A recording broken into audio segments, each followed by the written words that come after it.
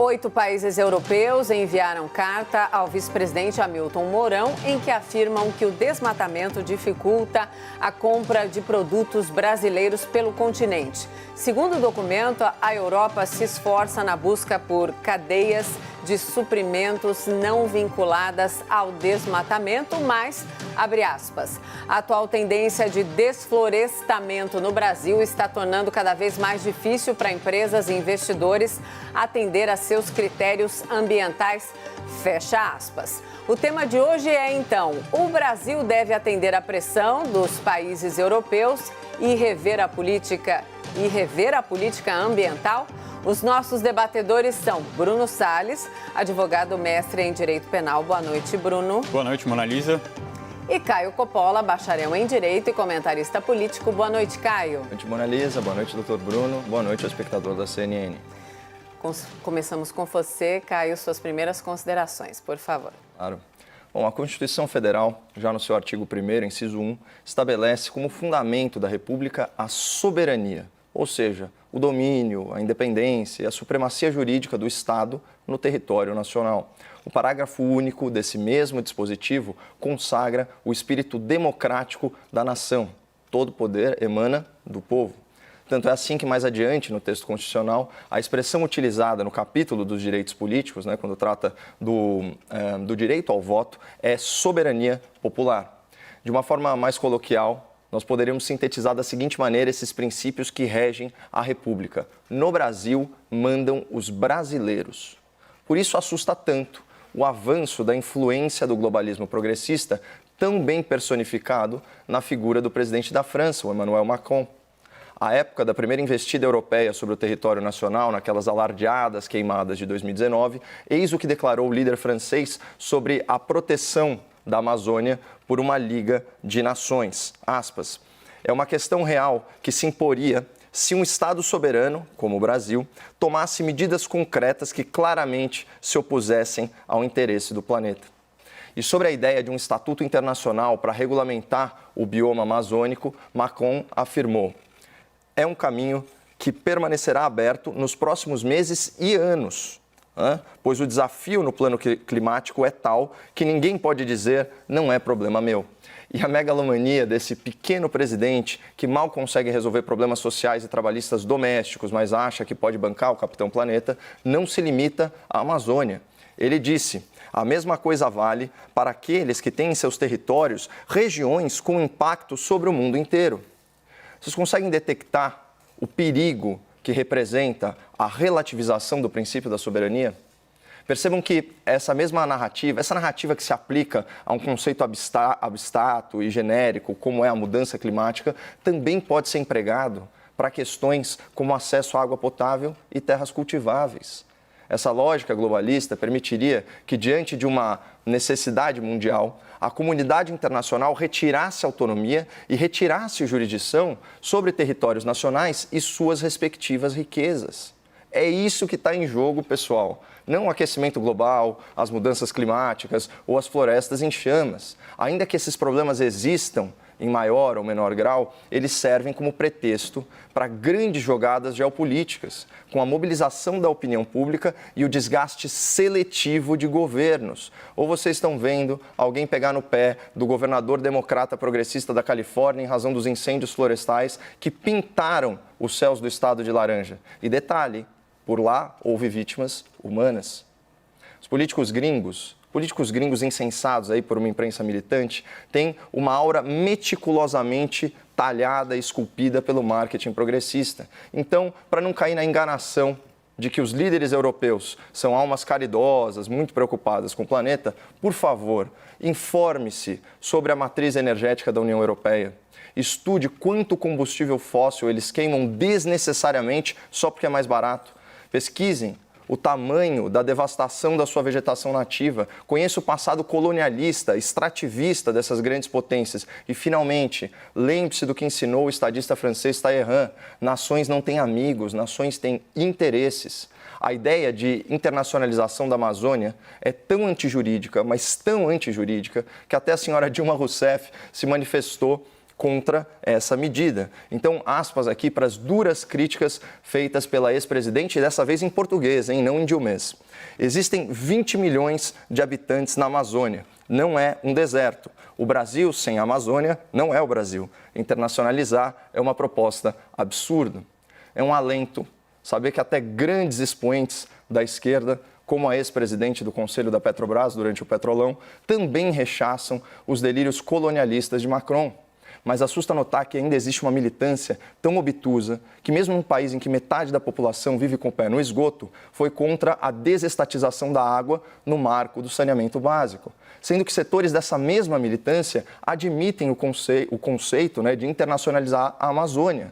Essa incoerência ela só se explica pelo radicalismo político. Eles topam ceder um patrimônio de séculos para desestabilizar um governo de 4 anos. Mas voltando aí ao tópico da soberania. Se toda nação é soberana, a lógica e a equidade impõem que os países atuem em pé de igualdade em termos de direitos e obrigações perante a comunidade internacional. E ao longo do tempo, acordos bilaterais, tratados multilaterais e amplos compromissos de cooperação entre as nações passam a ser incorporados de forma vinculante aos ordenamentos jurídicos nacionais. É também por isso que os países, mesmo soberanos, acatam decisões de organismos internacionais dos quais fazem parte. É à luz desses princípios, soberania e direito internacional, que nós devemos analisar a pressão dos países europeus. E, antes de mais nada, cabem alguns questionamentos necessários sobre a legitimidade dessa pressão. O Brasil está violando acordos internacionais que versam sobre o meio ambiente? E aqui nós não estamos falando de descumprir protocolo de intenção ou compromisso programático, mas sim de tratados juridicamente vinculantes. E, claro, por questão de coerência, é preciso analisar se todos esses países europeus estão entregando a contento as suas próprias promessas ambientais, o que parece não ser o caso há décadas. Outra dúvida nesse mesmo sentido. Comparativamente, os números de emissão, de poluição e preservação dos demais países os habilitam a censurar o status ambiental do Brasil com tanta veemência? E, finalmente, uma última questão, essa de natureza econômica. Pode haver algum motivo velado por trás dessa cobrança? É possível, por exemplo, que os países estejam abraçando a narrativa ambientalista para justificar barreiras de entrada aos produtos da agropecuária brasileira na Europa? Aquele velho protecionismo. Essas são todas indagações pertinentes, porque elas nos ajudam a entender se essa pressão internacional é justa e bem intencionada. Só compreendendo o mérito jurídico, material dessa cobrança, nós podemos atribuir verdadeira legitimidade ao pleito dos países europeus e agir de acordo, acatando ou refutando as solicitações. A priori, não existe problema nenhum em mudar políticas públicas por orientação ou influência internacional, mas desde que elas sejam legítimas e não firam a nossa soberania. Afinal, no Brasil, mandam os brasileiros. Bruno, suas primeiras considerações, por favor. Obrigado, Mona Lisa. Sem dúvida nenhuma, Caio. Minhas amigas, meus amigos, boa noite. O Brasil está inserido em uma economia global. A economia brasileira, a geração de riquezas que alimenta o nosso PIB, está, em grande parte, atrelada à produção de commodities do agronegócio. Essa não é uma realidade recente. O Brasil sempre foi um grande exportador de matéria-prima. Desde a sua colonização por Portugal, circunstância que não se alterou substancialmente nem depois da independência e que só veio a ter alguma mudança com o processo de industrialização, que se iniciou na segunda década do século passado, na primeira década do século passado. Mesmo assim, o nosso país continua bastante dependente da exportação de produtos básicos para sustentar a nossa economia. Daí a importância do nosso agronegócio. A grande questão é que quando se depende tanto do mercado internacional para se sustentar a sua própria economia, você tem que jogar a regra do jogo do tabuleiro internacional. Ou seja, é preciso se adequar às normas plenamente aceitas no âmbito internacional. É preciso aceitar os costumes do mercado internacional. No século XIX, a Inglaterra impôs uma série de condicionantes econômicas e diplomáticas ao Brasil e pressionou para que cessasse com uma prática econômica que não era competitiva, que era anticompetitiva em relação aos demais mercados. Era a pressão pelo fim do tráfico de escravos africanos, um mercado que na época era gigantesco para o Brasil. É óbvio que o motivo de mencionadas pressões internacionais era econômico. O movimento abolicionista já era vigoroso na Inglaterra, a questão humanitária já havia sido escancarada pelos pensadores iluministas, mas não se pode cometer um ingênuo equívoco de se imaginar que foram esses os motivos que fizeram a poderosa Inglaterra pressionar o Brasil pelo fim do tráfico de escravos. O motivo predominante, gostando-se ou não, era econômico. O mercado internacional não tolerava mais que uma economia tivesse uma mão de obra escrava, porque isso acabava desequilibrando a competitividade no mercado internacional. A globalização nos impõe regras e ajustes perante o mercado internacional muito antes do surgimento da própria palavra globalização. E, claro, muito antes das teorias conspiratórias de globalismo, seja lá o que isso for. De lá para cá, essas regras internacionais de ajustamento se propagaram cada vez mais. Vamos pegar um exemplo que é um tema que, para mim, é muito caro. Prevenção à lavagem de dinheiro, financiamento ao terrorismo e as normas anticorrupção. Existem normas internacionais que estabelecem padrões mínimos de controle para o diagnóstico e o reporte de processos de lavagem de dinheiro. Também existem normas internacionais que punem severamente as empresas envolvidas em casos de corrupção. E por um motivo bastante simples, novamente, as empresas que são lenientes com o processo de lavagem de dinheiro, com atos de corrupção, acabam tendo mais vantagens econômicas do que aquelas que tomam todos os cuidados para que isso não ocorra. Por isso, aquelas empresas que não cumprem essas normas acabam sendo colocadas para fora do mercado, acabam sendo proibidas de negociar com os grandes players internacionais. A questão ambiental, que hoje nós vamos discutir, segue essa mesma lógica, não tanto uma lógica de soberania. Obviamente, eu não tenho qualquer ilusão de que a pressão internacional que hoje se acentua no Brasil tem por objetivo final preservar a flora, a nossa fauna. É claro que existem muitas organizações ambientais sérias com esse objetivo. Mas quando a gente vê grupos de fundo de investimento que gerem cerca de 20 trilhões de reais no mundo, pressionando o Brasil por conta dos seguidos recordes de desmatamento, por conta dos incêndios descontrolados, por conta do desmonte dos órgãos de controle e monitoramento, não há dúvida que o interesse deles é econômico. Porque o Brasil possa ser visto como um pária internacional, possa ser visto como um produtor que trapaceia, que tem vantagens competitivas, porque não respeita as regras do jogo. É o mesmo que ocorre hoje com essa pressão dos países europeus. A União Europeia é o segundo maior mercado exportador do agronegócio do Brasil, fica apenas atrás da China. Nós estamos próximos de fechar um acordo, um dos maiores acordos econômicos do mundo, o acordo da União Europeia com o Mercosul, que se estima que possa gerar um aumento de até 125 bilhões no PIB brasileiro em 15 anos. É difícil, mas está indo. Mas é claro que esses países não vão querer entrar nesse acordo com países que levam vantagens competitivas por não respeitar devidamente as normas ambientais. Eu tenho certeza de que o interesse é essencialmente econômico, mas a pergunta fundamental que se faz é, e daí? Por existirem interesses econômicos internacionais pelo seu fim, nós deveríamos ter insistido nas políticas escravagistas? Da mesma forma, por existirem interesses econômicos subjacentes, nós devemos continuar inertes e conformados, vendo a nossa floresta ser devastada e arder em chamas? Eu acredito que não, claro que não. Vamos então ao debate. Bruno e Caio, por favor. É muito importante destacar que quando nós quando nós chamamos a atenção do público, né, para os motivos ulteriores, né, dessa narrativa ambientalista, nós não estamos negando o problema. Nós estamos simplesmente questionando a sua dimensão, as suas causas e a motivação, né, que leva esses países a seletivamente escolherem alvos para desgaste de imagem pública. Você tem, por exemplo, você tem aqueles exemplos claros, né? Então, os incêndios na Austrália, os incêndios em Portugal, os incêndios agora na Califórnia. E você percebe, o espectador mais atento, o espectador assíduo no noticiário, ele percebe que é uma coisa cíclica. E provavelmente isso vai acontecer em todos os anos, entre junho e setembro, né? Que é a época mais propícia às queimadas. Aconteceu ano passado, em 2019, a Amazônia em chamas. Está acontecendo agora, inclusive com um agravante, né? Porque a gente tem uma situação drástica no Pantanal. Só que, observando até a segunda parte aqui da nossa pergunta, né? Quando fala expressamente em rever a política, rever nossa política ambiental, essa é a expressão, fica a impressão de que esses desastres eles são antropogênicos, ou seja, que eles são eminentemente gerados pela ação humana e também que eles são motivados por políticas governamentais, o que obviamente não é o caso.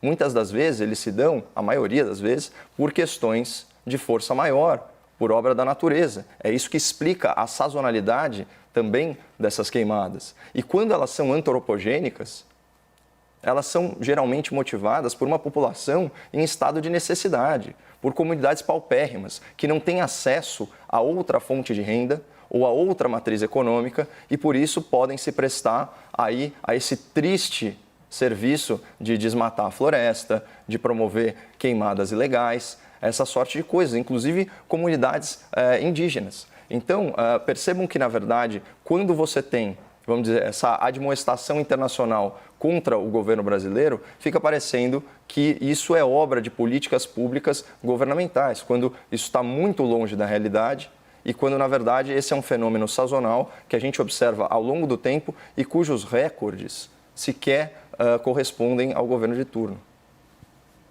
Caio, eu vou fazer um ponto sobre a sua fala inicial para deixar bem claro que o que a gente está discutindo aqui não é uma questão de soberania, é uma questão de mercado internacional. Quem primeiro veio trazer esse problema ao Brasil foram grandes fundos de investimento, dizendo, olha, nós queremos investir no Brasil, mas pelo Brasil não conseguir cumprir essas normas internacionais, nós vamos ter que tirar o dinheiro daí.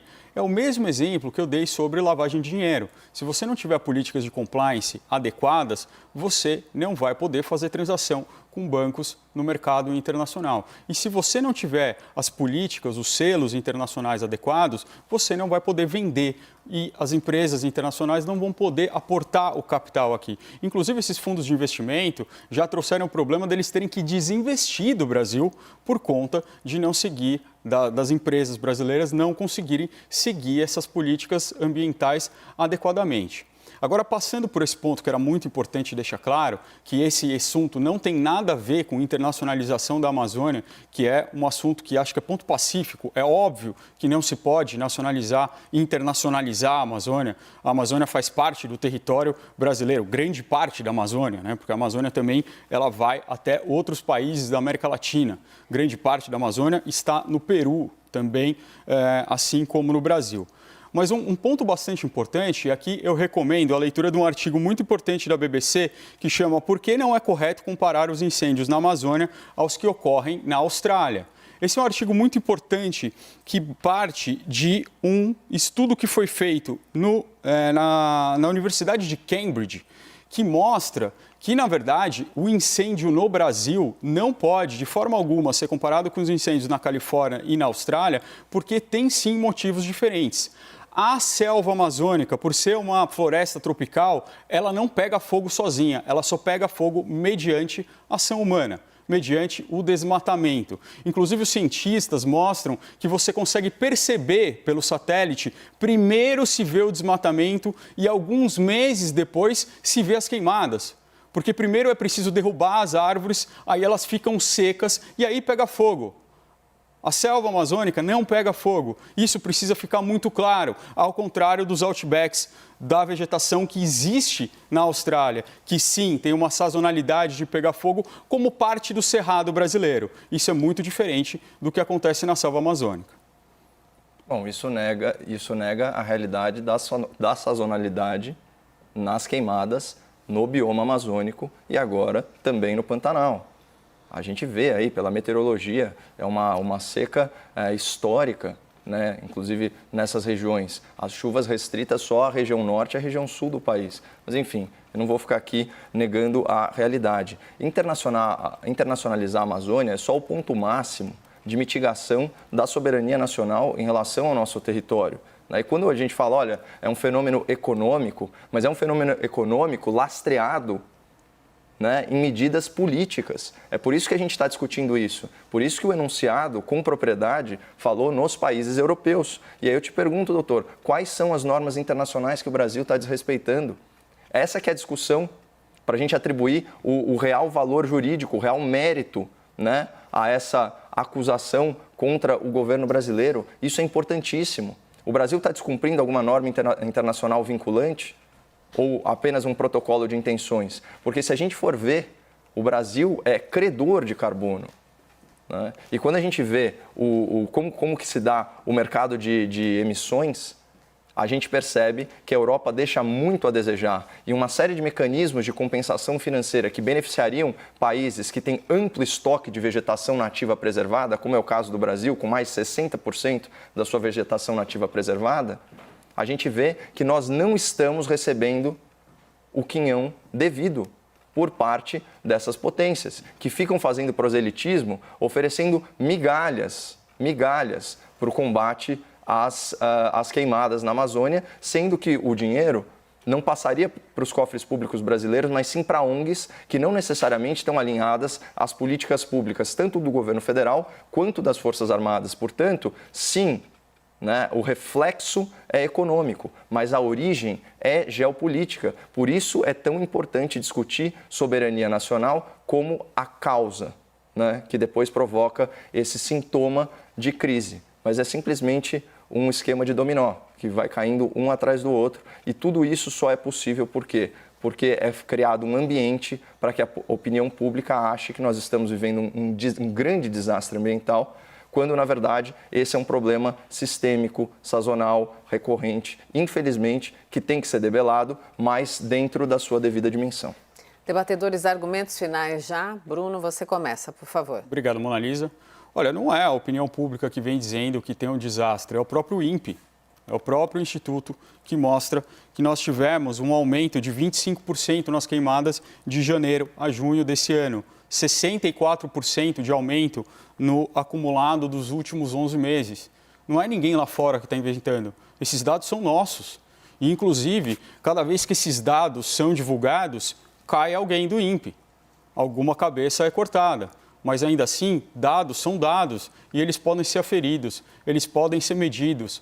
As queimadas estão maiores sim, isso não tem a ver com seca sazonal. Eu, mais uma vez, peço que o telespectador veja essa matéria que saiu e veja esse estudo. Perceba como isso é só uma desculpa para essa grande queimada que está acontecendo. Mas voltando ao ponto sobre se isso é uma questão geopolítica ou econômica, eu vou voltar que, claro, existem interesses econômicos por trás dos países, mas principalmente o que está em jogo aqui é o mercado. Por isso que a gente não está falando de violações de normas de direito internacional direto. Nós estamos violando normas de práticas do mercado, de regulações do mercado. E aí é muito simples, é como acontece com lavagem de dinheiro, com o FATCA, com outras normas. Você não quer atender a essas normas, não tem problema nenhum. Simplesmente você não está no mercado, nós não vamos comprar de você. Inclusive o que os países europeus estão dizendo é, nós queremos comprar de vocês, nós precisamos desse suprimento, mas nós não podemos porque vocês estão violando as normas internacionais. Então, sinto muito. Sabe qual é a nossa alternativa? Ir lá, bater na porta daquele país que está sendo tão maltratado, a China, e tentar vender para eles. Caio, seus argumentos finais? Não há dúvida que esses dados são reais, viu, doutor? E são, inclusive, preocupantes, né? Como eu disse, esse daí é um problema sistêmico, é ruim, é ruim para o patrimônio nacional esse tipo de ação, até porque, como eu disse, são ações antropogênicas completamente descoordenadas e feitas aí por uma população em estado de necessidade, muitas vezes uma população vassala de verdadeiros tiranos, né, de bandidos dessas regiões, de grileiros, de madeireiros e toda a sorte de malandros. Mas é o seguinte, esses números não são números recorde. Os recordes pertencem à primeira década desse século, outro governo.